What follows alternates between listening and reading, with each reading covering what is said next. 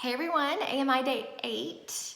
Today I'm going to read my rough draft of my reflective narrative about a special person, which I know was not the assignment for Day 8. You have a new assignment for Day 8.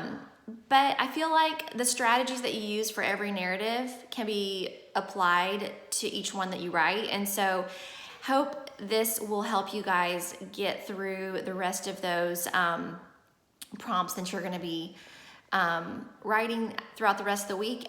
And maybe you could even go back and look at the ones you've written in the past to see if there are any ways you can revise your narratives to include the things that we've been working on this week. And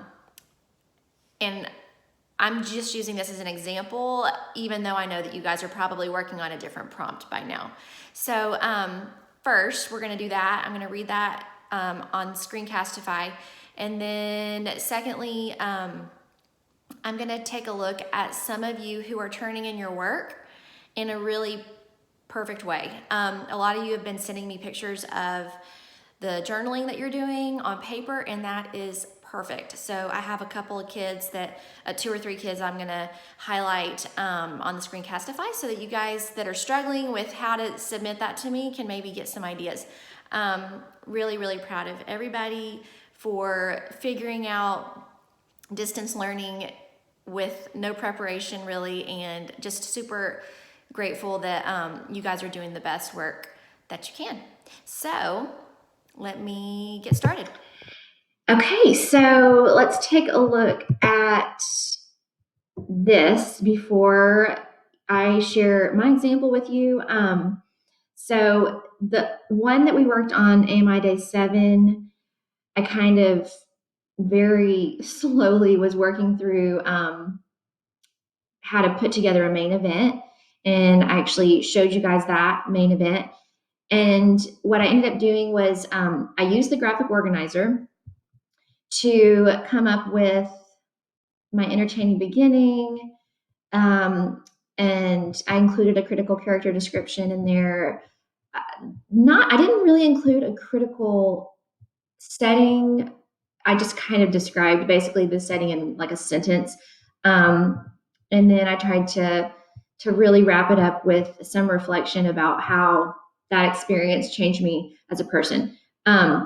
So let's just go ahead and read that.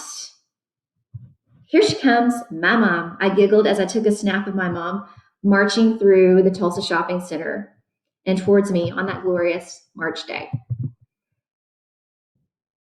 I knew then that I would want to remember this day. You're the birthday girl, not me. Put that camera down, she warned me with a smile, which is contagious, by the way. She literally lights up the room whenever she enters. She humors me, meaning she puts up with me, with a smile and sometimes a subtle eye roll, and I like making her laugh. On this day, we made each other laugh.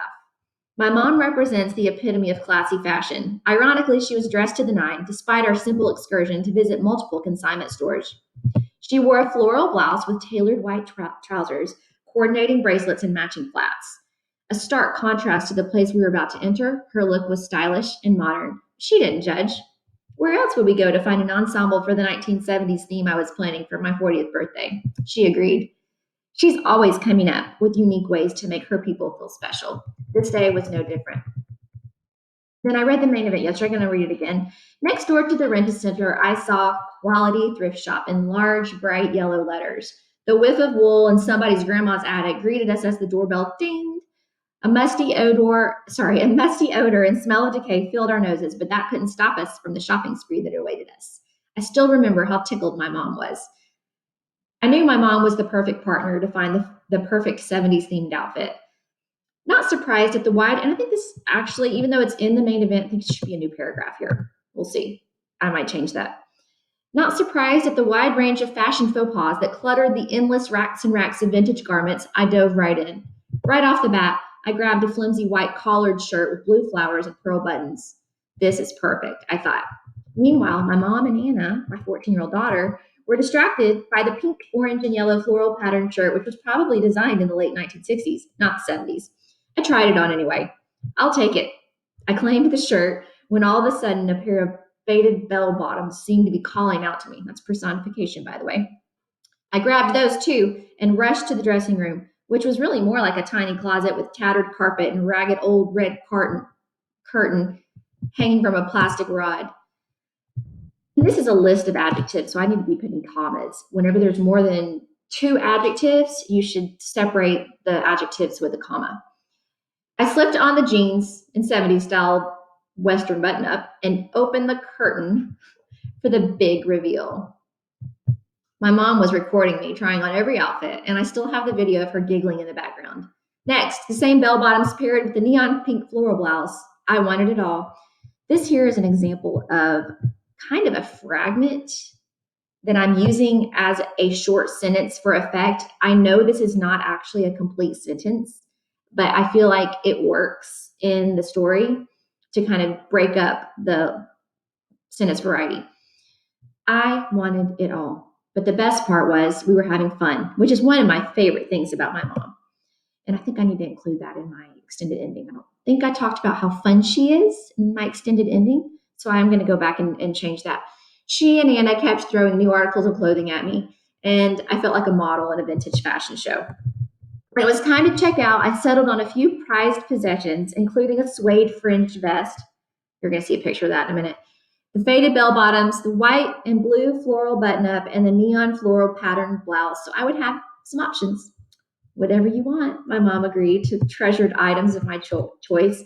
I'm going to see my mom agreed to purchase the treasured items of my choice and swiped her card for $15.47. That's it. I thought I should go back for more. We should shop here more often. We both laughed at the deal we had scored and headed to our next stop, feeling satisfied with our thrift shop shopping success. That is a mouthful, but I'm going to call it kind of alliteration, repetition. After having here's my reflection, guys. Here's my extended ending. After having children of my own, I've come to appreciate how special birthdays are, not only to the person celebrating, but to the person who brought someone into the world, me. My mom means so much to me because she goes above and beyond, not just for her family, but for her neighbors. And I could go on and on about this, and even strangers. Maybe I will eventually. Right now, this is a rough draft. She spends countless hours serving her community every week and looks for ways to help others. She listens to people's stories and finds ways to serve them and does it to perfection. She treats people with kindness and love. I think I should put, and she's fun. Although the shopping spree for my birthday might seem small, it was big to me because I got to share a bond with my mom on a day that was special to both of us. My mom, Brenda, is my biggest fan, and I'm hers. Okay, so there's that. And I hope that gives you some ammunition to work through the rest of your days.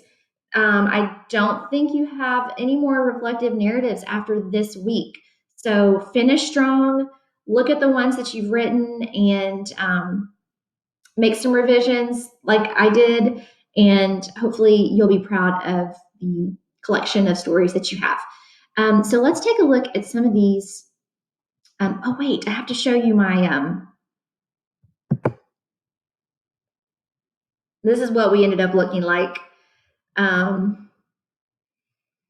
As you can see, I went with the bell bottoms and the fringed vest, and the other shirt I'm wearing is a shirt that I already had from home. Let's see here. And then we have some other pretty fun, there's my son, and all the 70s themed models skating through. Those are my college roommates, by the way. So yeah, let's see what this is. And what the party table looked like. And here we are. Singing Happy Birthday. Does that not look like it's straight out of the 70s though? Just go to any roller coaster rink and they haven't changed much. This was one in Fayetteville. But yeah. So this party actually did happen. I didn't make it up. I really did go to a thrift store and buy vintage clothes for a party. And you know what? I think I'm gonna save our star students who are doing a good job on their journal writing. I'm gonna save that for tomorrow. And hopefully this will give you guys some inspiration to make it through the rest of your week. Bye.